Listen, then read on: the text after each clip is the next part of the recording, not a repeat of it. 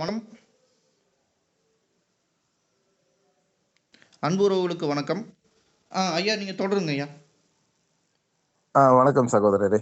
வணக்கம் வணக்கம். சொல்லுங்க. இப்போ சகோதரர், என்னுடைய கேள்வி என்னவென்றால், சொல்லுங்க. நாம் நம்முடைய தேடல் குழுக்களில் அதிகமாக மகதி வருவார் என்று எதிர்பார்க்கிறோம். மற்றொரு புறம் இயேசு வருவார் என்று எதிர்பார்க்கிறோம். அல்லது இயேசு, மகதி, கல்கி இதெல்லாம் ஒரே கட்டமைப்பு தான் என்று வாதிடுவோரும் உண்டு. சரிதானே? மகதி காலத்தில் தஜ்ஜால் என்ற ஒரு கொடிய அரக்கன் தோன்றுவான். ஒரு தீமையான சக்தி தோன்றும்.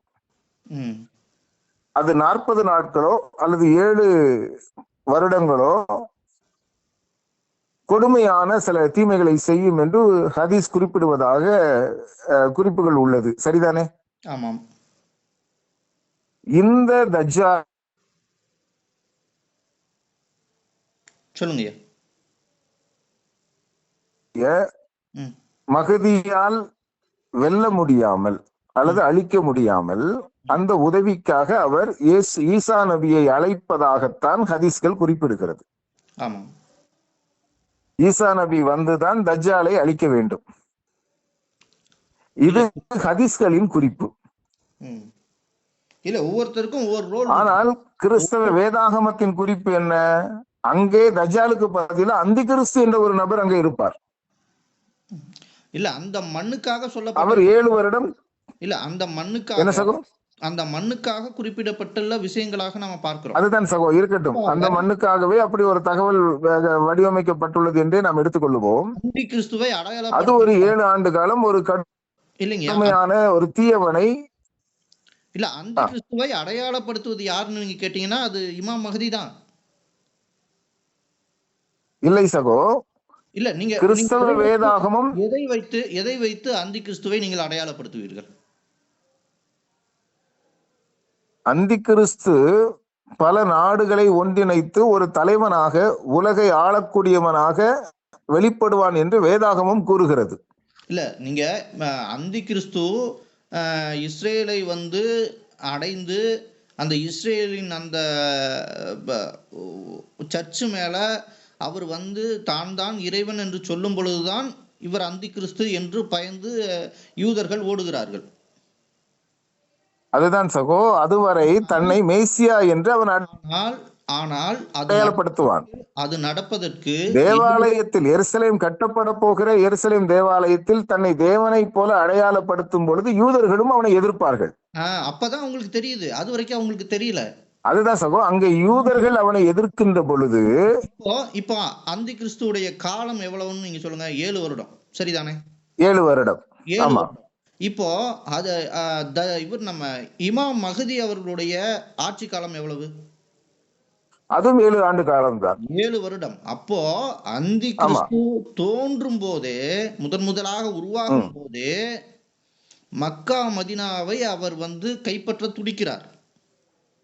யாரு கைப்பற்ற துடிக்கும்? அந்தி கிறிஸ்து கைப்பற்ற துடிக்கும். இல்ல சகோதரர், இந்த தகவல் எங்க இருக்கிறது? தஜ்ஜால் இது குர்ஆன் ஹதீஸ்ல இருக்குங்கயா. மக்கா. அதுதான் சகோ, தஜ்ஜால் என்ற பெயரில் தான் இருக்கிறது, அந்தி கிறிஸ்து என்ற பெயரில் இல்லை.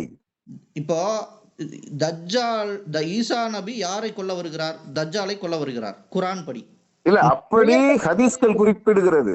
பெயர்கள் மட்டும் தான் மாறி இருக்கிறது ஐயா. இருவரும் ஒரே. இல்ல சகோ, நீங்கள் தானே சொல்லி சகோ,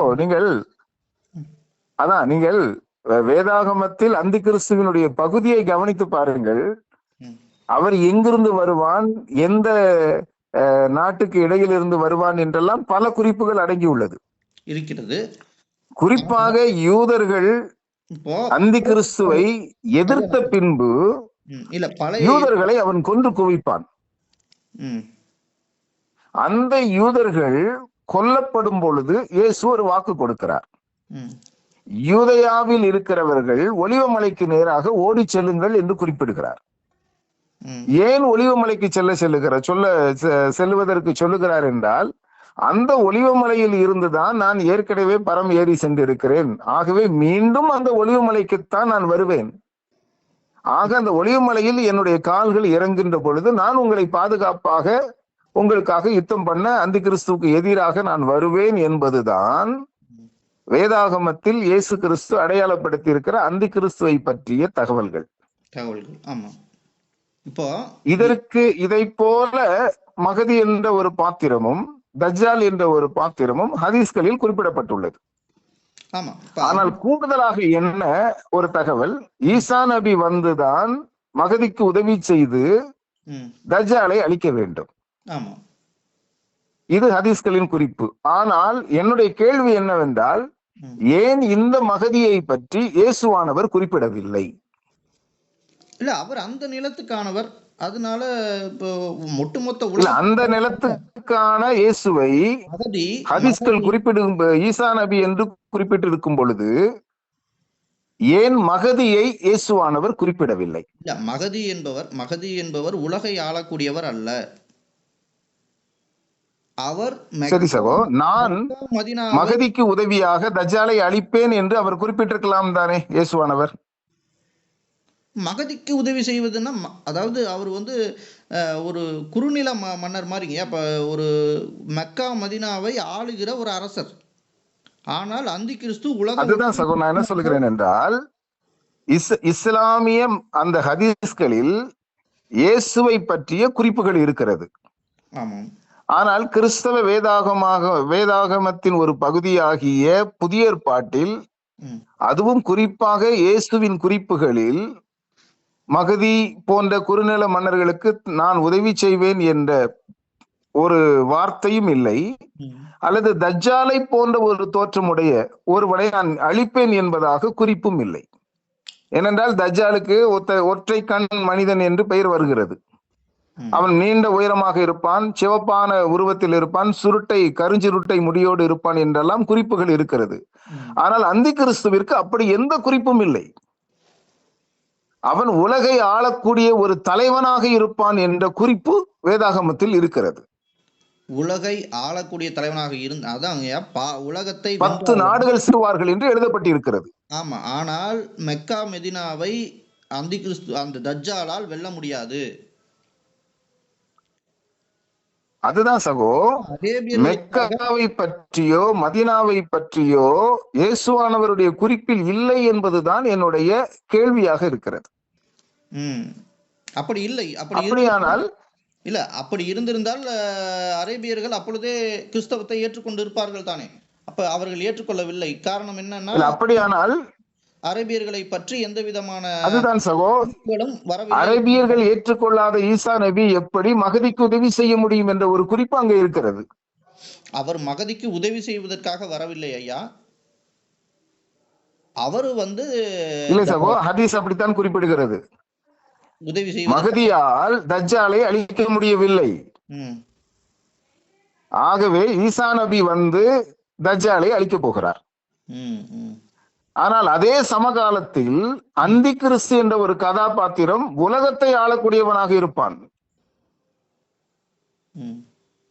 தஜ்ஜால் அல்ல, மகதியே ஒரு குறுநில மன்னரை போல இருப்பார். ஆனால் வேதாகமம் அந்தி கிறிஸ்துவை உலக ஆளக்கூடிய ஒரு நயவஞ்சகத்தனமாக உலகத்தை தன் கட்டுப்பாட்டுக்குள் வைத்திருக்கக்கூடிய ஒரு தலைவராகவே அறிமுகப்படுத்துகிறது. இந்த முரண்பாடுகள் தான் கொஞ்சம் வேறுபடுகிறது. அதே 7 வருடம் என்பது உண்மைதான். ஏனென்றால் 2000 அதாவது வருடத்தின் கிபி 1ஆம் நூற்றாண்டில் வெளிப்படுத்தப்பட்ட வேதாகமத்திற்கும் பின்பு எழுதப்பட்ட ஹதீஸ்களுக்கும் ஏறக்குறைய ஒரு 600 700 ஆண்டுகள் வேறுபாடு, வித்தியாசம் இருக்கிறது. அப்போ ஈசா நபியினுடைய வரிசையில் முகமது நபி வருகிறார் என்பதை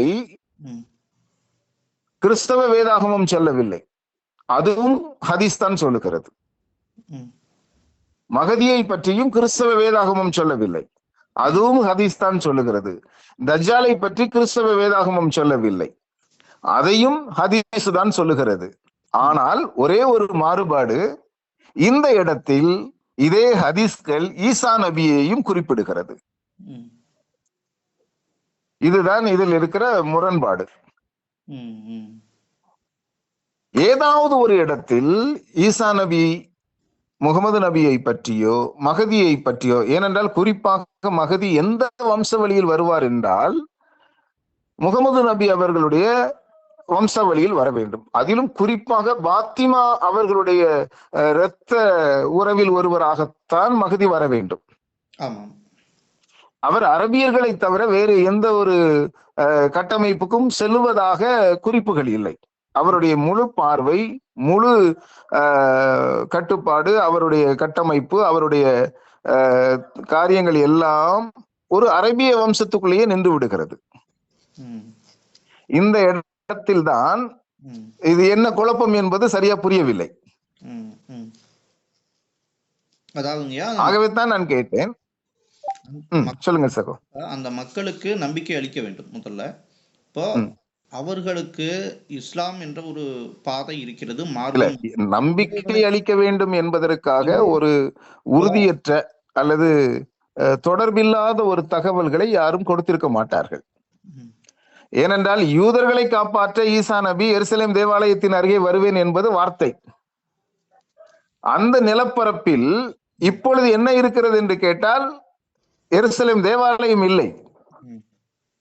அங்கே இருப்பது ஒரு மசூதி. உங்களுக்கு நன்றாக தெரிந்திருக்கும், எருசலேம் அதற்காகத்தான் சண்டையே போட்டுக் கொண்டிருக்கிறது இஸ்ரவேலோடு. இஸ்ரவேல் எருசலேமுக்காகத்தான் இஸ்லாமியர்களோடு சண்டையே போட்டுக் கொண்டு இருக்கிறது. அவர் எருசலேம் தேவாலயத்திற்காக யூதர்களை காப்பாற்ற வருவாரா, இஸ்லாமியரை காப்பாற்ற வருவாரா என்பதுதான் போராட்டத்திற்கான களமாகவே இருக்கிறது. ஏனென்றால் அந்த பிரச்சனைக்குரிய இடத்தில் இப்பொழுது இருப்பது தேவாலயம் அல்ல, இஸ்லாமியர்களின் தொழுகை செய்யக்கூடிய அந்த மசூதி தான் அங்கே இருக்கிறது. அப்படியானால் ஈசா நபி வருவது உண்மை என்று இரண்டுமே ஒத்துக்கொள்ளுகிறது என்றாலும், தஜ்ஜாலை அழிப்பதற்கு ஈசா நபி மகதிக்கு உதவி செய்வாரா என்ற ஒரு கேள்வி இங்கே எழும்புகிறது. அது வேறொன்றும் இல்லை, எருசலேம் தேவாலயம் கட்டப்படும் என்பதுதான் வேதாகம தீர்க்க தரிசனம். நீதியாகவோ அநீதியாகவோ இஸ்லாமியர்களின் மசூதியை யூதர்கள் கண்டிப்பாக இடிப்பார்கள். இப்போ அதற்கு அவர்கள் அந்த அந்த இடத்தில் யூதர்கள் மனிதர்களாக நடந்து கொள்ள மாட்டார்கள். இப்பொழுது நமக்கு தெரியும் எவ்வளவு இஸ்லாமியர்களை யூதர்கள் கொன்று குவித்தார்கள் என்பது நமக்கு நன்றாக தெரியும். அதை அவர்கள் ஒரு புனித போராக கருதுகிறார்கள். அதே போல அந்த மசூதியை காப்பாற்றுவதற்கு இஸ்லாமியர்களும் அதை ஒரு புனித போரை போல முன்னெடுக்கிறார்கள். இருவரும் ஒரே நிலப்பரப்பில் அடங்கி இருக்கக்கூடிய வரக்கூடிய தேவாலயத்துக்கும் இருக்கக்கூடிய இஸ்லாமிய அந்த மசூதிக்கும் தான் போராட்டமே தவிர வேறு ஒன்றுக்கும் அல்ல. இதுதான் கேள்விக்குரிய விடயம். இந்த இடத்தில் சில முரண்பாடுகள் இருக்கிறது. நம்முடைய குறிப்புப்படி முகமது நபி அவர்கள் வரும் வரை இஸ்லாமியர்கள் ஏற்றுக்கொண்டது ஆபிரகாமிய மதத்தின் மிக முக்கியமான தோராவைத்தான் அவர்களும் ஏற்றுக்கொண்டார்கள். முகமது நபி அவர்கள் வந்த பிறகுதான், அதாவது சராசரியாக 4000 ஆண்டு காலம் தோராவையே அவர்கள் ஆதாரமாக வைத்திருக்கிறார்கள். பின்புதான், அதாவது கிறிஸ்து பிறப்புக்கு பிறகு 600 ஆண்டுகளுக்கு பிறகுதான் முகமது நபி தோன்றுகிறார். அவரும் கபிரியலிடத்தில் இருந்துதான் இந்த தகவல்களை எல்லாம் பெற்றதாக கூறுகிறார். அவர்கள் கொடுத்த முகமது நபி காட்டிய வழியில்தான் இன்றைய இஸ்லாமியர்கள் பயணித்துக் கொண்டிருக்கிறார்கள். அந்த முகமது நபி தான் ஈசா நபியையும் அடையாளப்படுத்துகிறார். இதுதான் சற்று முரண்பாடாக இருக்கிறது சகோதரரை. இப்போ இயேசுடைய பகிரங்க வருகையின் போது இயேசு மட்டுமா வருவார்? இல்லை, அவரோடு பல பரிசுத்தவான்கள், எடுத்துக்கொள்ளப்பட்ட பரிசுத்தவான்கள் அனைவரும் வருவதாக வேதாகமம் கூறுகிறது. அவரோடு ஒரு மிகப்பெரிய படையும் வருகிறது. இல்லை, அவரோடு எடுத்துக்கொள்ளப்பட்ட பரிசுத்தவான்களும் அநேகமாயிரம் தூதர்களும் வருகிறார்கள். ஏனென்றால் அவர் வருவதற்கு முன்பு அந்த தூதரில் ஒருவர் இமாம் மஹ்தியாக ஏன் இருக்கக்கூடாது? அப்படியானால் அவர் எப்படி பாத்திமாவின் இரத்த உறவில் வந்து பிறக்க முடியும்? தூதர், இறை தூதர் அவ்வளவுதான். அவர் இல்லை, இறை தூதர் அவர் சகோதரரே, அவர் தூதர் என்றால் அவர் மனிதனாக முடியாது. தூதர்கள் ஆணும் அல்லாத பெண்ணும் அல்லாத இனத்தை சார்ந்தவர்கள். அவர்களுக்கு நம்மை போல உடல் அமைப்பல்ல. அவர்கள் இறைவனுடைய பணியை மட்டுமே செய்பவர்கள். அவர்கள் மனிதனாக பிறப்பதற்கு அனுமதியே கிடையாது. நீங்க சொல்றது கேப்ரியல் இந்த மாதிரி சொல்கிறீர்கள். இல்ல, அவர்கள் எல்லாம் பிரதான அதிபதிகளாக இருந்தாலும் பிரதான தூதர்களாக இருந்தாலும் சின்ன சின்ன தூதர்கள் எல்லாம் இருக்கிறார்கள். இந்த தூதர்கள் ஆணும் கிடையாது, பெண்ணும் கிடையாது. இவர்கள் இறைவனை தவிர வேறு எவருக்கும் வந்து சேவை செய்ய மாட்டார்கள். இறைவன் அனுமதித்தால் மனிதர்களுக்கு வந்து சேவை செய்வார்கள். இவர்கள் ஒரு பிறப்பாக பூமியில் வந்து பிறப்பது என்பது சாத்தியமில்லாத ஒரு விஷயம். அதுவும் இயேசுவோடு வர வேண்டும் என்றால் மகதி பின்பு எங்கு போய் 7 வருடம் ஆட்சி செய்ய முடியும்? ஐயா, நாங்க எந்த மதத்தையும் சாராமல் நடுநிலைமையோடு எல்லா மதத்தையும் பார்க்கிறோம். நாங்கள் எப்படி பார்க்கிறோம்? ஆமா, ஒவ்வொரு சமூகத்தையும் வழிநடத்துகிற தலைவன், சரியான பாதையில் வழிநடத்துகிற தலைவனை நாங்கள் இறை தூதராக பார்த்து கொண்டு இருக்கிறோம். அவ்வாறுதான் சகோதரரே, முகமது நபி அவர்கள் ஒரு இறை தூதர் என்றால் அதில் எந்த மாற்று கருத்தும் இல்லை. ஆனால் மகதி என்பவர் இனி வரக்கூடியவர் தானே. ஆமா, என்னுடைய கேள்வி எங்கே இருக்கிறது என்றால், இனி வரக்கூடிய இந்த மகதியை ஹதீஸ்கள் மட்டும்தான் அடையாளப்படுத்துகிறது. குர்ஆன் அடையாளப்படுத்தவில்லை. குர்ஆனில் முகமது நபி கபிரியலிடத்திலிருந்து பெற்றதாக சொல்லப்பட்ட அனைத்து அல்லாவை பற்றிய விவரங்களும் அடங்கி இருக்கிறது. அதில் மகதியை பற்றி திரு முகமது நபி அவர்கள் குறிப்பிடவே இல்லை. சரிதானே? முகமது நபிகளின் காலத்திற்கு பின்பு அவர் கூறியதாக எடுத்துக்கொள்ளப்பட்ட ஹதீஸ்களில் மட்டும்தான் மகதியை பற்றியதான தகவல்கள் இருக்கிறது. அதுவும் அந்த மகதி அரேபிய மக்களை பாதுகாக்க எனது வம்சாவளியாகிய பாத்திமாவின் வழியில் தோன்றுவார் என்று முகமது நபி கூறியதாக குறிப்புகள் இருக்கிறது. அப்ப அவர் ஒரு மனிதனாகத்தான் வர வேண்டும். ஆனால் இயேசுவின் 2ஆம் வருகை என்பது அந்தி கிறிஸ்துவின் 7 ஆண்டு கால ஆட்சியின் இறுதி நேரத்தில் தான் நிகழ்கிறது. அதில் பல முரண்பாடுகள் இருக்கிறது என்று வைத்துக் கொள்ளுங்களேன். இயேசு 2ஆம் வருகையில் வரும்பொழுது அவர் கண்டிப்பாக வந்து இறங்கக்கூடிய பகுதி ஒலிவுமலை என்று வேதாகமம் அடையாளப்படுத்தி விட்டது.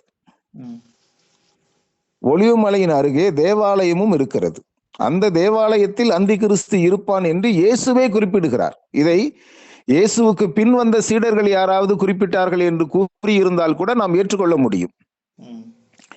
இயேசுவின் நேரடி வார்த்தையாகவே மத்தேயு எழுதின சுவிசேஷத்திலும் மார்க்கிலும் மற்ற இன்னும் 2 பிரதிகள் உண்டு, அதிலும் குறிப்பிடப்பட்டுள்ளது.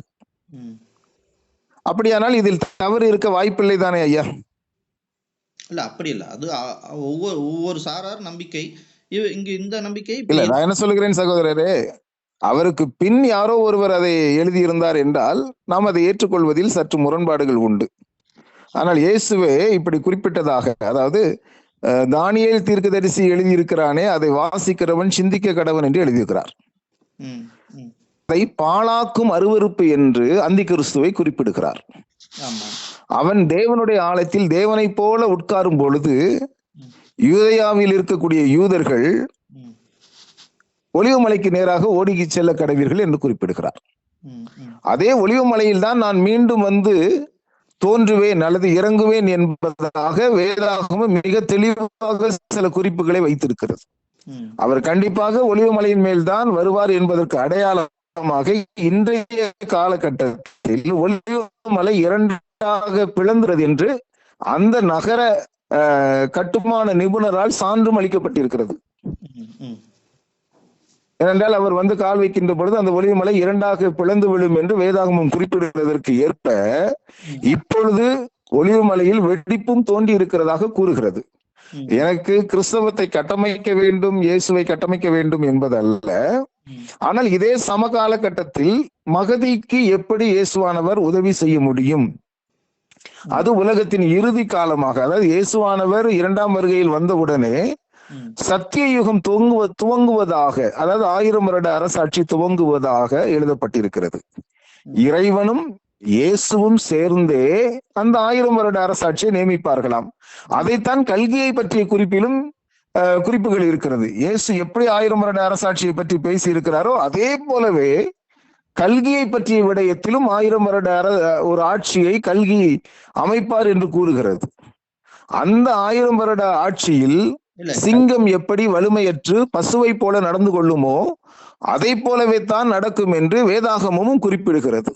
நீங்க கல்கியோடு இயேசு அவர்களை நீங்கள் ஒப்பிட்டு பார்த்தீர்களானால், இப்ப கல்கி என்பவர்கள் கூட அவருடைய 4 சகோதரர்களும் வருவார்கள் அப்படின்னு ஒரு குறிப்பிடுகிறது. இயேசுவுக்கும் 4 சகோதரர்கள் இருந்ததாக வேதாகமத்தில் ஒரு குறிப்பு இருக்கிறது. அவர்களும் சேர்ந்து போரிடுவார்கள்னு ஒரு குறிப்பு இருக்குங்க. அந்த குறிப்பு பைபிளில் இருக்கிறதா? இல்ல, அவர்கள் சேர்ந்து போரிடுவார்கள் என்பதற்கு பதிலாக 1000 பரிசுத்தவான்களும் தேவதூதர்களும் சேர்ந்து போராடுவார்கள் என்று எழுதப்பட்டிருக்கிறது. இதுல பாத்தீங்கன்னா பாகவத புராணத்துல கல்கி என்பவருடைய அப்பா அம்மா பேர் கொடுத்திருக்காங்க. அவர் சாம்பலா இடத்துல இருந்து வருவதாக குறிப்பிட்டு இருக்கிறார்கள். அது மட்டுமல்ல, அவர்களுக்கு 4 சகோதரர்களுடன் சேர்ந்து அவர் உலகத்தில் இருக்கக்கூடிய கெட்டவர்களை அழித்து நல்லவர்களை காப்பார். அதான் மிலேத்தியர்களை, கெட்ட மிலேத்தியர்களை அழிப்பார் என்று குறிப்புகள் இருக்கிறது. அவர் மனிதனாக பிறந்து, கல்கி மனிதனாக பிறந்து ஒரு அப்பா அம்மாவுக்கு மகனாக பிறக்கிறார். ஆனால் அங்கு இயேசு அவர்கள் வானத்திலிருந்து மேகங்களிலிருந்து இறங்கி வருகிறார். அப்ப எப்படி உங்களுக்கு இறங்கி வருகிறார்? அவர்கள் கல்கியாக எப்படி இருக்க முடியும்? அதாவது சகோ, இயேசு கல்கி என்று நான் குறிப்பிட விரும்பவில்லை, கல்கி இயேசு என்றும் நான் குறிப்பிட விரும்பவில்லை. ஆனால் இருவரும் செய்ய போகிற அந்த இறுதி விடயம் இருக்கிறதே, யுத்தங்கள் எல்லாம் முடிந்த பின்பு கல்கி ஒரு 1000 ஆண்டு கால ஆட்சியை உருவாக்குவார் என்று எழுதப்பட்டிருக்கிறது தானே? இல்ல, அது எல்லா மதங்களும் அதைத்தானே சொல்கிறது. ஜராஷ்டிர மதத்தான், பார்சி மதம் அதைத்தான் சொல்கிறது. இல்ல சகோ, அதைதான் சொல்ல, எல்லா மதங்களுமே சொல்லட்டும், அதை இயேசுவும் சொல்லுகிறாரே. சொல்கிறது அனைத்து சகோ, என்னுடைய அநீதிகளை சகோ, நாம் கல்கி வெள்ளை குதிரையில் வருவார் என்று எழுதப்பட்டிருக்கிறதா? சொல்லுங்க. இல்ல, வெள்ளை குதிரையில் கல்கி தோன்றுவார் என்று எழுதப்பட்டிருக்கிறதா? அது ஒவ்வொரு குறிப்பு எழுதப்பட்டிருக்கிறது. தேவதத்தா என்ற ஒரு குதிரையில் தோன்றுவார். அது கல்கி புராணத்துல இருக்குங்கயா. கல்கி புராணம் இயேசு கிறிஸ்துவை பற்றி வெளிப்படுத்தின விசேஷத்திலும் அந்த வார்த்தை வருகிறது. இல்ல, அந்த கல்கி அப்படி நீங்க எடுத்துக்கிட்டீங்க அப்படின்னா, கல்கி அவர்கள் மனிதர்களுக்கு பிறக்க வேண்டும். அவருடைய அப்பா சகோ, நான் என்ன சொல்கிறேன், நீங்க மனிதனுக்கு பிறப்பாரா பிறக்க மாட்டாரா என்பதை விட அவரை பற்றிய காரியமும் இயேசுவை பற்றிய காரியமும் இறுதி காலகட்டத்தில் ஒற்றுமையாக வருகிறது. ஆமாங்க. அப்ப இறுதி வெள்ளை குதிரை, எல்லா மதங்களும் இறுதி கடைசி விவகாரம். அதாவது 2 பேருமே 1000 வருட அரசாட்சியை நியமிக்க வேண்டும். 2 பேரும் வெள்ளை குதிரையில் வருவார்கள். 2 பேர் கையிலும் வாள் இருக்கிறதாம். இதையெல்லாம் கூட்டி கழித்து பார்க்கும் பொழுது எல்லா மதங்களும் குறிப்பிடுவது போல ஏதோ ஒரு நிகழ்வு நிகழப்போகிறது. அதுதான் பார்வை. இயேசு முன்பு வருவாரா, கல்கி முன்பு வருவாரா, மகதி முன்பு வருவாரா, இது நமக்கு தெரியாது. காலம் அடையாளப்படுத்துகிறது அதுதான். ஆனால் எல்லா மதங்களிலும் சொல்லப்பட்டது போல அத்தனை அவதாரங்களும் ஒரே நேரத்தில் வந்து விடுவார்களா? வந்தால் உலகம் தாங்குமா? இல்லை. ஏதோ ஒன்று நடக்கும், ஏதோ ஒருவர் வருவார். அப்படித்தானே சகோதரரே? அதுதானே, அப்படித்தானே இயல்பாக இருக்க வாய்ப்புகள் உண்டு. நமக்கு யார் வருகிறார்கள் என்பதில்லை, வருகிறவர் இறைவன், அவ்வளவுதான். இல்ல, நானும் மீண்டும் சொல்லுகிறேன், யார் வர வேண்டும் என்பதோ யார் வருவார் என்பதோ நம்முடைய எதிர்பார்ப்பு அல்ல. ஆனால் யாரோ ஒருவர் வரப்போகிறார். இங்கு நமக்கு அநீதிகள், காலையில் ஜெகதீஷ் அவர்கள் குறிப்பிட்டது போலத்தான் இதுவும். ஒருவர் வந்தால் மற்ற அனைத்து விவகாரங்களும் கேள்விக்குரியதாக மாறிவிடும். யாரோ ஒருவர் வந்துவிட்டு, இப்ப கல்கி வந்து விட்டார் என்று வைத்துக் கொள்ளுங்களேன். அவர் சம்பாலா என்ற நகரத்தில் தோன்றி இது போல பல 4 சகோதரர்களுக்கு பிறந்து யுத்தத்தை கற்று மிலேத்தியர்களை அழிக்கக்கூடிய அளவிற்கு அவர் வந்துவிட்டால் நாம் மற்ற அவதாரங்கள் வருவார்கள் என்று எதிர்பார்க்க வேண்டிய அவசியமே இல்லாமற் போய்விடும். ஒரு உண்மை நடந்து விட்டால் மற்றவைகள் அனைத்துமே கேள்விக்குறியாக மாறும். நாம் அதை எதிர்பார்க்க மாட்டோம். இதுதான் இதில் இருக்கிற முக்கியமான விடயம். ஆகவே மதங்களை கடந்து ஏதோ ஒரு நன்மையை இறைவன் செய்ய போகிறார். கோரக்கருடைய கூற்றும் அவ்வாறுதான் இருக்கிறது. ஆமா ஆமா. சகோதரரே, நான் அந்த விஷயத்தில் சற்று முரண்படுகிறேன். ம். கோரக்கர் சொல்லியது கல்கியா என்ற கேள்வியில் எனக்கு ஒரு சற்று முரண்பாடு உண்டு. ஏன்னா கோரக்கர் மன்னனை போல ஒருவன் உலகாழ்வான் என்றுதான் சொல்லுகிறார். இல்ல. அதுக்கு முன்னாடி வரிகளை நீங்கள் பார்க்க வேண்டும். நீங்க அந்த ஒரு வரியை இருக்கிறது மட்டும் சில இடங்களில் களி தோன்றுவதை பற்றியும் மற்ற சில விவகாரங்களும் இருக்கிறது தான். சாதி, மதம், இனம் அனைத்து மாயைகளையும் அகற்ற வருகிறார்ங்கிற ஒரு வரி இருக்கிறது. இல்ல, அது யார்? ஒருவர் வருகிறார், ஒரு தலைவன் வருகிறார். ஒருவர். நான் என்ன சொல்றேன், இறைவனே வருகிறார் என்று சொல்வதற்கு கோரக்கருக்கு என்ன தயக்கம் வந்துவிட போகிறது? அவன் என்று குறிப்பிடுகிறார். மன்னன் போல ஒருவன் வருவான் என்கிறார். தென்திரையில் வியாபித்து என்கிறார். 3 கடல் சேர்ந்த பகுதியை என்று நாஸ்ட்ரடாமஸ் குறிப்பிடுகிறார். தமிழை பொறுத்த வரைக்கும் இறைவனையே அவன் இவன் என்று இன்விகுதி போட்டுதான் கூப்பிடுவோம். இருக்கலாம் சகோதரரே, இருக்கலாம், இல்லை என்று சொல்லவில்லை. அவர் 3 கடலுக்கும் சம்பாலாவில் பிறக்கிற கல்விக்கும் என்ன தொடர்பு வந்து விட போகிறது? மெய்வெளிச்சாலை ஆண்டவர் அப்படி குறிப்பிட்டதாக கூறுகிறார்கள். ஐயா வைகுண்டரும் அவரே கல்கி என்று குறிப்பிட்டதாக கூறுகிறார்கள். எப்படி ஒவ்வொரு மதங்களும் ஒரு அவதாரத்தை பிடித்துக் கொண்டு இருக்கிறதோ, அப்படியே இந்தியாவில் இருக்கக்கூடிய ஒவ்வொரு மாநிலங்களும் ஒரு அவதாரத்தை பிடித்துக் கொண்டு இருக்கிறது என்பது உண்மைதானே? ஆமா, உண்மைதான். ஒவ்வொரு தலைவன் வருவான் என்று எதிர்பார்த்து காத்திருக்கிறார்கள். எல்லாருமே எதிர்பார்க்கிறார்கள். ஆனால் கூடுதலாக நாஸ்ட்ரடாமஸின் குறிப்புகள் தான் அவன் தமிழ் தலைவனாக இருப்பான் என்ற நம்பிக்கையை நமக்கு கொடுக்கிறது. உண்மை. நாம் ஏன் அதற்கு பயணிக்க? கல்கி வட இந்தியாவில் வரப்போகிற கல்கிக்காக நாம் ஏன் இங்கே நாம் காத்திருக்க வேண்டும்? திருநாவுக்கரசு ஐயா ரொம்ப தெளிவாக சொல்லுவார், என்றோ வரப்போகிற கல்கி எனக்கு எதற்கு, இன்று வரப்போகிற ஐயார் போதும் என்பார். அப்படியானால் தலைவன் கல்கி வந்து தமிழ் மண்ணில் எப்படி ஆட்சி புரிவார்? அவர் எப்படி கல்கியாக இருக்க முடியும்? கல்கியின் வேலையே வேறாயிற்று. இல்லைங்கய்யா, எல்லா மதத்தையும் நாம் ஏற்றுக்கொள்ள வேண்டும்ங்கிற அவசியம் நமக்கு கிடையாது. ஆனால் இப்ப நான் என்னை எல்லா மதத்தை சார்ந்தவர்களும் நம்முடைய சகோதரர்களாக இருக்கிறார்கள். ஆகவே அவர்களுடைய மதத்தை அவர்களுக்காக நாம் ஏற்றுக்கொண்டுதான் ஆக வேண்டும். என்னுடைய தனிப்பட்ட கருத்தில் கோரக்கர் அப்படிங்கிறவர் அவர் ஒரு நூலை எழுதியிருக்கிறார். அவர் தமிழ் வழியில இருந்தவர், தமிழ் முன்னோர். அப்படிங்கும் பொழுது அவருடைய புத்தகத்தை நான் படிக்கிறேன். அவர் சகோதரரே கோரக்கர் சகோதரை கவனியுங்கள், கோரக்கருக்கு தமிழர்களாகிய நம்மேல் அக்கறை இருக்கிறது. பிரெஞ்சு தேசத்தில் பிறந்த நாஸ்ட்ரடாமஸ் என்னும் தீர்க்கதரிசிக்கு நம்மேல் என்ன அக்கறை வந்திருக்கிறது? ஐயா, அவர் உண்மையிலுமே அவர் அதைத்தான் சொன்னாரா என்பது நமக்கு தெரியாது. அதுல ஏகப்பட்ட குளறுபடிகள் இருக்குது. அது வேறு மொழி, அந்த மொழியில என்ன சொல்லி நமக்கு தெரியாது. அப்படி குழப்பமாக சொன்ன ஒருவரை நம்பியா நாம் இவ்வளவு தூரம் பல விடயங்களை முன்னெடுத்து விட்டோம்?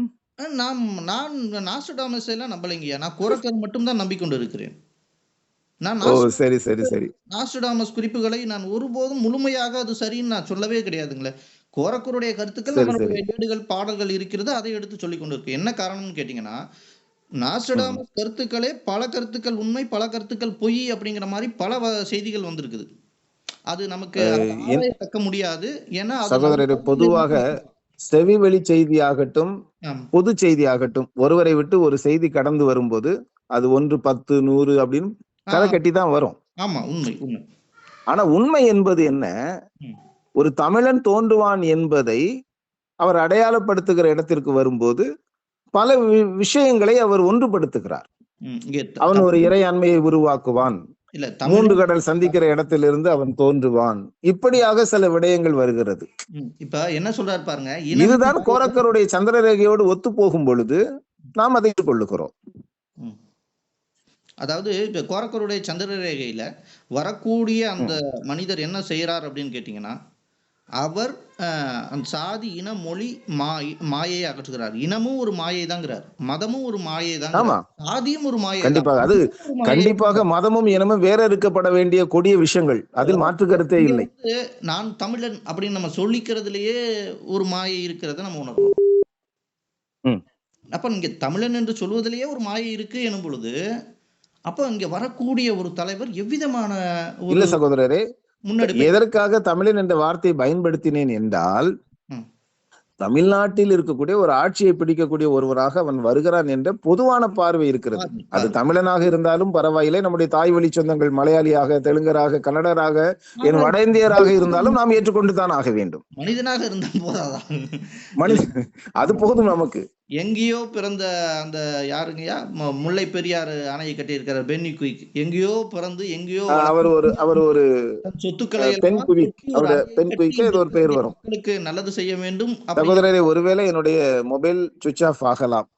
சரிங்க சரிங்க. ஒருவேளை ஆகலாம். சரிங்க சரிங்க.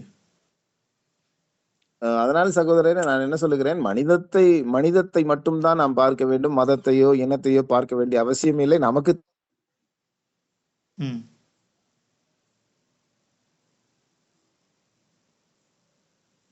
ஐயாவுடைய இணைப்பு கொஞ்சம் துண்டிக்கப்பட்டிருக்குது. அப்படியே எங்கேயோ பிறந்திருக்கக்கூடிய ஒரு பென்னி குயிக் வந்து தன்னுடைய சொத்துக்களை எல்லாம் கொட்டி இங்கு வந்து ஒரு அணையை கட்டினார். அது மாதிரி உலகை மனிதம் என்ற ஒரு ஒற்றை ஒரு வார்த்தைக்குள் ஒரு அழகான ஒரு மதமோ ஒரு வாழ்வியல் முறையோ உருவாகும் பொழுதுதான் மிக சிறப்பானது ஒரு மாற்றத்தை இந்த உலகம் காண்கும் என்கிற நம்பிக்கை இன்னும் அதிகமாக இருக்கிறது. வேறு யாராவது கருத்துக்களை சொல்வதானால் சொல்லலாம்.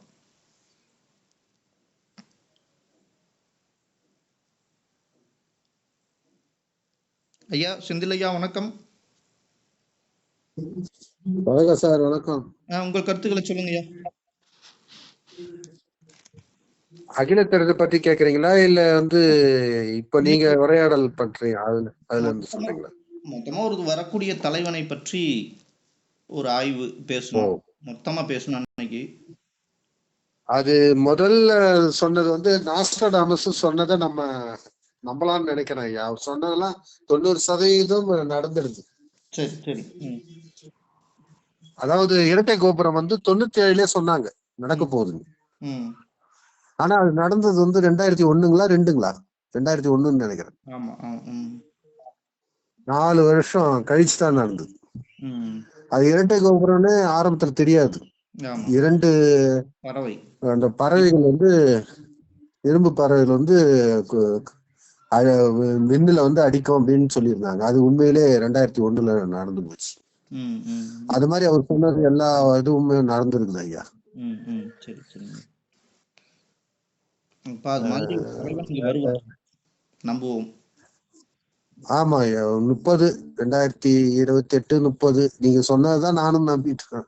32ன்னு சொன்னீங்க. இது எல்லாருமே எல்லா மதத்திலையும் சொல்லியிருக்காங்க ஐயா. வர ஒருத்தர் தான் வர முடியும். ஆமா, என்னுடைய அனுமானப்படி நான் தான் சொல்லிட்டேன், விஜய் ஆட்சிக்கு வரணும். விஜய் ஆட்சிக்கு வந்து அது ஒரு கூட்டணியோட ஆட்சிக்கு வரணும். இதெல்லாம் நடந்ததுனாதான் என்னுடைய கருத்து சரியானதாக இருக்கும். இல்லைன்னா என்னோட புரிதல் ஐயார் தான் முதல் வருவாரு. அவர் வந்து எல்லா மதத்துக்கும் தகுந்தவரா தான் இருப்பாரு.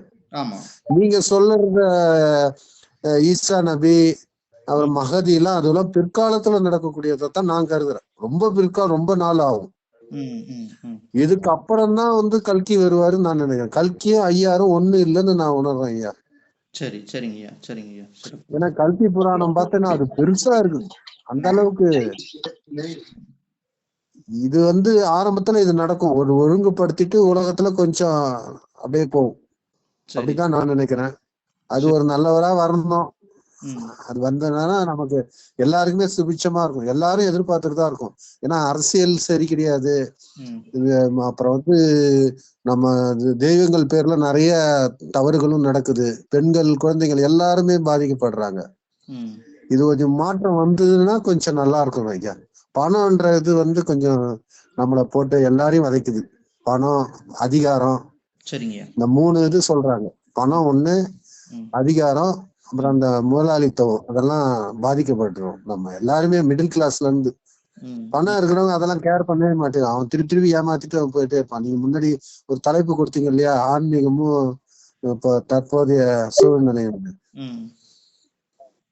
ஆன்மீகமும் ஒரு மனிதர்கள் வாழ்க்கையும் சொல்லியிருந்தீங்க, வாழ்வியலும். அது பழங்காலத்துல நல்லா இருந்தது. இன்னைக்கு யாரும் அதெல்லாம் கடைபிடிக்கல. எல்லா ஏட்டிக்கு போட்டியா பணம் தான் முக்கியம், பதவி தான் முக்கியம்னு அப்படி போயிட்டாங்க. சிந்திக்கிறதுக்கு செயல்படுத்தி செய்ய யாருமே இல்லை, நல்லது செய்ய. நம்ம அதனால எல்லாருமே வந்து வேண்டதுன்னா ஒருத்தர் யாராவது வந்து நமக்கு வழி நடத்த மாட்டாரா? அப்படிதான் அரசியல் இன்னைக்கு ரொம்ப மோசமான நிலைமையில தான் இருக்குது ஐயா.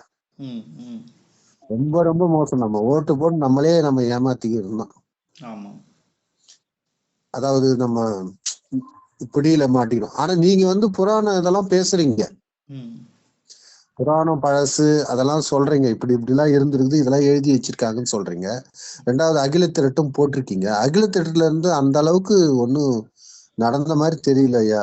இல்ல, நிறைய விஷயங்கள் நடந்திருக்குங்கய்யா. நிறைய விஷயங்கள் அது நடந்து முடிஞ்சது கரெக்டா இருக்கும் ஐயா. இன்னைக்கு காசிலிங்கம் ஐயா இப்ப கரண்டா என்ன நடக்க போகுது அதை தான் நீங்க ஸ்பெசிஃபை பண்ணணும். இப்ப இனிமே என்ன நடக்கணும் அததான் நம்ம ஆய்வு பண்ணி. அகில திரட்ட ரொம்ப வேகா இருக்கு. ரெண்டாவது அதுல இருந்து எடுத்ததாதான் நான் அந்த அறம்பாடியார் அதுல இருந்து தான் எடுத்து இவங்க காப்பி பண்ணிருக்கிறாங்கன்னு இப்பதான் தெரியுது எனக்கு. அதுதான் பண்ணிருப்பாங்கன்னு நினைக்கிறேன். இவங்க தனியா அறம்பாடி சித்தர்னு எந்த பாடலும் இருக்காது, இதுல இருந்துதான் எடுத்திருப்பாங்கன்னு நினைக்கிறேன். இப்போ வர ஒரு 28, 26, 27 எந்த வருஷம் வந்தாலும் நம்ம எல்லாரும் ஏத்துக்கணும். நமக்குள்ள ஒரு ஒத்துமை இருக்கணும். எல்லா டீமும் வந்து இதுக்கு ஆதரிக்கணும்னு என்னோட கருத்து. அவ்வளவுதான். கண்டிப்பா யாரு வந்தாலும் ஏத்துக்க தயாரா இருக்கும். ஆமா, இந்த மதம் அந்த மதம் அவர் மதம் சார்பற்று தான் வருவார். மதம் எந்த மதமும் எல்லாருமே ஒண்ணுதான்ற மாதிரிதான் வந்து ஒழுங்குபடுத்தணும். அப்படி படுத்தலன்னு வச்சுங்க, நீங்களே சொல்லிருக்கீங்க நம்ம 2030 வரைக்கும் பார்ப்போம், அதுக்கு மேல நம்ம எதிர்பார்க்க முடியாதுன்னு நீங்களே சொல்லியிருக்கீங்க. அதுபோல நம்ம சிக்கிக்குவோம், ரொம்ப நிறைய கஷ்டங்கள் கூட வரும். வந்தா நல்லது, வரலன்னா நம்ம என்ன பண்ண முடியும்? இறைவன் ஒருத்தன் இருக்காருன்னு நம்புறோம், அவர் பிடியில தான் வாழ்ந்துட்டு இருக்கோம்னு நம்புறோம். ஆனா வந்து நான் அவர் பிடியில வாழற மாதிரி எனக்கு ஃபீல் ஆகல. ஒரு இதுக்குன்னு ஒரு உலக அளவுல வேர்ல்டு கவர்மெண்ட் சொல்லுவாங்க, அந்த மாதிரி ஒரு பிடியில தான் நாம இருக்கோம். உண்மையிலே நடக்குது. இப்ப நமக்கு ரஷ்யா வந்து ரொம்ப நட்பு நாடு, அதே மாதிரி அமெரிக்காவும் நமக்கு நட்பு நாடு தான். வரி போடுவாங்க, அதெல்லாம் ஒரு வேற ரகம். அது நமக்கு இந்தியாவுக்கு எல்லா நாடுகளும் சப்போர்ட் தான். நம்ம சுற்றி இருக்கிற நாடுதான் நமக்கு வந்து எதிர்ப்பு கண்டி, வெளி இருக்கிற நாடு அத்தனையும் நமக்கு வந்து சப்போர்ட் தான். நம்மளை எதிர்த்த உக்ரைனே ஒண்ணும் இல்லாத ஆயிடுது பாருங்க. இந்தியாவை எதிர்த்துது உக்ரைன் நாடு, நமக்கு எதிர்ப்பா ஓட்டு போட்டு அவங்க பாகிஸ்தான் சப்போர்ட், அந்த நாடே இன்னைக்கு இல்லாத போயிடுது. ரஷ்யா இந்தியாவை எதிர்த்ததால ரஷ்யாவுக்கு அது பிடிக்காத போயிடுச்சு. ஆமா, அந்த நாடே இப்போ வந்து அவஸ்தப்பட்டு திருப்பி அது ரீபில்ட் ஆகணும். இந்தியா அளவுக்கு அது நல்லா வளர்ச்சி அடைந்த நாடு உக்ரைன். அங்க நிறைய விளைச்சல் அதிகம், லேண்ட் அதிகம். அதே மாதிரி பில்டிங் எல்லாம் ரொம்ப அழகா இருக்கும். பாத்தீங்கன்னா புராண சின்னங்கள் மாதிரி இருக்கும், எல்லாத்தையும் அழிச்சிட்டாங்க. ஆமா, இப்ப திருப்பி உலகப்போர், 3ஆம் உலகப்போர் வருமா என்னன்னு தெரியல ஐயா. இந்த இது கூட வெனிசுலா இது நடந்தது. அப்புறம் இன்னொரு நாடு வந்து சொல்லியிருக்கிறாங்க, இன்னொரு நாடு கூட அவங்க நாட்டு எல்லையில இன்னைக்கு கூட வந்தது ஒரு வாட்ஸ்அப், அவங்க நாட்டு எல்லைக்கு அமெரிக்கா படைகள் போகுது அப்படின்ற மாதிரி சொன்னாங்க. அது எந்த நாடுங்கிறது இப்பதான் வந்தது. அந்த மாதிரி ஒரு குழப்பங்கள். தஜ்ஜாலு அப்புறம் வந்து ஐயா தஜ்ஜாலு ஆன்டி கிறிஸ்டன் எடுத்து வந்து தனியா ஆளா வரமாட்டாங்க ஐயா, அதை முதல்ல தெரிஞ்சுங்க. தனி ஆள் யாருமே கிடையாது. அது ஒரு எனர்ஜி மாதிரி தான். கெட்ட எண்ணம் அவங்கவுங்க மனசுல இருந்து அதை செய்வாங்க. கலிபுருஷனும் அப்படித்தான். எப்படி கடவுளை நம்ம பார்க்க முடியும், அவங்க நம்ம பார்க்க முடியாது. அது மாதிரிதான் ஒரு எனர்ஜி லெவலாம் தான் ஆக்ட் பண்ணுது எல்லார் மனசுலயும் போய் எல்லார் பத்தியிலும். அது நீங்க கண் கூட பார்க்கலாம். நம்ம சமுதாயம் எப்படி மாறி இருக்கு பாருங்க. முன்னாடி எப்படி இருந்தது, இப்ப எப்படி இருக்கு பாருங்க. ஆணுக்கு பெண்ணு சமமா ஆயிடுது. அதாவது பெண்களுடைய உரிமை வந்து நம்ம அதிகமா கொடுத்துட்டோம். அது ஒரு மாதிரி தவறான சைட்ல போயிட்டு வர்றது. அது வந்து கட்டுப்படுத்த முடியாத அளவுக்கு போகுது. அதனால தவறுகள் நிறைய நடக்குது. அது இன்னும் அதிகமாயிடுமோன்னு இதுவா இருக்கு. அதெல்லாம் கொஞ்சம் அகில திரட்டுல சொல்லிருப்பாங்க பாருங்க, பெண்கள் நடவடிக்கை எல்லாம் மாறிடும். அதெல்லாம் ஆனா சொல்றதா கொஞ்சம் கொஞ்சம் நடந்துடுது. இப்ப அந்த கலிகாலம் மாதிரி இருக்குது ரொம்ப. கண்டிப்பா கண்டிப்பா. நியாய தர்மம் எல்லாம் போச்சு. அதை நிலைநிறுத்துறதுக்கு யாராவது வரணும். அதுதான் இவங்க எதுவும் இந்தியன் கான்ஸ்டியூஷன் அது இது சொல்லுவாங்க, எதையுமே யாரும் ஃபாலோ பண்ண மாட்டாங்க. என்னை பொறுத்த வரைக்கும் எல்லாரும் வந்து பதவியை விடக்கூடாது, பணத்தை வச்சிருக்கணும். அப்புறம் கீழே இருக்கிறவங்க எல்லாம் என்ன, நம்ம எல்லாம் ஒரு அடிமையா? எல்லாருக்கும் வாய்ப்பு கொடுக்க மாட்டாங்கன்னு என்னை பொறுத்த வரைக்கும். வாய்ப்புன்னா ஒரு மாதிரி ரிசர்வேஷன் மாதிரி போட்டு அதையும் அவங்க தான் கண்ட்ரோல் பண்ணுவாங்க. அது ஒரு ஃப்ரீனஸ் இல்லை, முன்ன மாதிரி ஒரு வாழ்க்கை இல்லைன்னு என்னால உணர முடியுது. அது வந்து சண்டைலாம் அனாவசியமா இவ்வளவு போட்டு விற்கிறேன்லாம் அடிக்கணும்னு அவசியமே இல்லை. அது ஒரு 4 நாளே போகும்.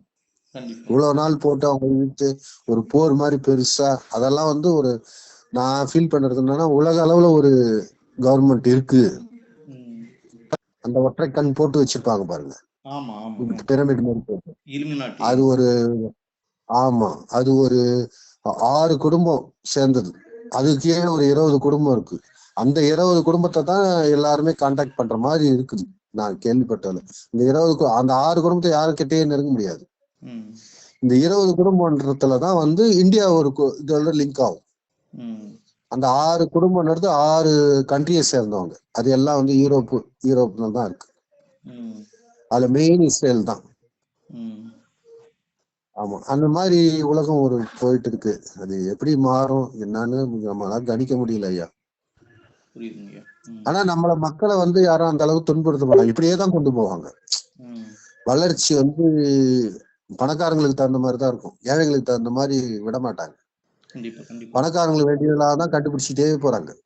சிறப்பு. ம் கீழே இருக்கிறது அந்த அளவுக்கு இல்லை, அப்படியே மந்தமா இருக்கு. பணக்காரங்களுக்கு வேண்டிய எல்லா சௌகரியங்களும் பண்ணிட்டாங்க. சரி. கண்டுபிடிப்பும் ஆன்மீகமும் ஒண்ணுதான். ம் ஆன்மீகம் இல்லாத கண்டுபிடிப்பு நிகழாது. ம் நல்ல சொல் இருக்கிறவங்க தான் எல்லாத்தையும் கண்டுபிடிக்க முடியும். அது இறைவனை இயக்கி வைக்கிறார். இறைவனே வந்து ஒருத்தரா தான் இருக்குன்னு நான் நினைக்கிறேன். ஏன்னா அவருக்கு உருவம் கிடையாதுன்றாங்க. அது எப்படி நம்மளை ஏற்கிறாங்க. கர்மா நான் நம்புறேன் ஐயா. ம் ம் ஏன்னா நம்ம விருப்பப்படி நம்ம வாழவே முடியல. ம் நாம ஒண்ணு நினைக்கிறோம், அது ஒண்ணு நடக்குது. அப்ப கர்மா எல்லாருக்குமே வந்து செயல்படுது, எல்லாரையும் ஆட்டி படைக்குது. அந்த கர்மா படி நம்ம பிறந்து வாழ்ந்துக்கணும். இந்த கர்மா வேணா கொஞ்சம் டிக்ரீஸ் பண்ணிக்கலாம், நமக்கு நெகட்டிவிட்டியை பிளஸ் வந்து இன்க்ரீஸ் பண்ணிக்கலாம். ம் இப்படிதான் போகும். இத மீறி வர்றவங்க தான் நல்ல ஆத்மாக்கள். ஒரு சிலர் பாத்தீங்கன்னா நல்ல நம்ம மகான்களாகவும் புனிதர்களாகவும் பிறக்கிறாங்க. அதுவும் நடக்குது. கண்டிப்பா இந்த கர்மா மீறியும் நடக்கும், அதுவும் உண்டு. கண்டிப்பா கண்டிப்பா. நீங்க வந்து பழங்காலத்து இதுதான் பயங்கரமா ஆராய்ச்சி பண்ணிட்டீங்க. குரானு பைபிள்லாம் நமக்கு அந்த அளவுக்கு நாலேஜ் இல்லையா. ரெண்டாவது அகில தரட்டுல நிறைய சொல்லியிருக்காங்க, புரியவே மாட்டேங்குது அந்த வார்த்தைகள்லாம். ஆமா ஆமா. நீங்க ஈஸின்னு சொல்றீங்க, சாதாரண எங்களுக்கெல்லாம் வந்து தமிழ் அந்த தமிழ் புரியாது. எல்லாம் எக்ஸ்பிளைன் பண்ணா புரியும். ம் அதுல வந்து எல்லாமே நடந்ததான்னா இல்ல, கொஞ்சம்தான் நடந்திருக்கு. ஆமா, இனிமேல் தான் நிறைய நடக்க இருக்கிறது. நம்ம எப்படி அதை கணிக்கிறது, இனிமே பொறுத்து இருந்துதான் பார்க்கணும். ஆமா ஆமா ஆமா, 2030னா 4 வருஷங்கள் இருக்கு. ஆமா. அது எப்படின்னு தான் பார்க்கணும் ஐயா. அவங்க எல்லாருமே நினைச்சு அவங்கவுங்க மதத்துல இருந்து தான் அவங்க ஆள் வரணும் அப்படின்னு நினைக்கிறாங்க. அது தவறு.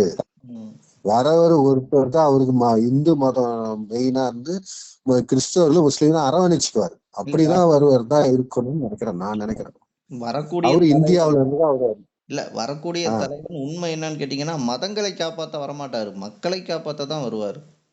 மக்களை காப்பதான் அவரு வந்து அடுத்த மதங்களையும் அவர் அரவணைச்சுக்கிட்டு போகணும். அப்புறம் ஏத்துக்க மாட்டாங்க இல்லைன்னா. அவரு நீ இவங்க முதல் சலுகை பண்றேன்னு சொல்லிடுவாங்க. தலைவன் வந்துட்டார் அப்படின்னா கண்டிப்பா அவர் ஆன்மீக விஷயத்துலதான் எல்லா மதங்களையும் இணைப்பாருங்கிற ஒரு நம்பிக்கை இருக்குது. ஏன்னா ஆன்ம நலம் அறிந்த கிள்ளு நாமக்காரர் அப்படின்னு சொல்றாரு.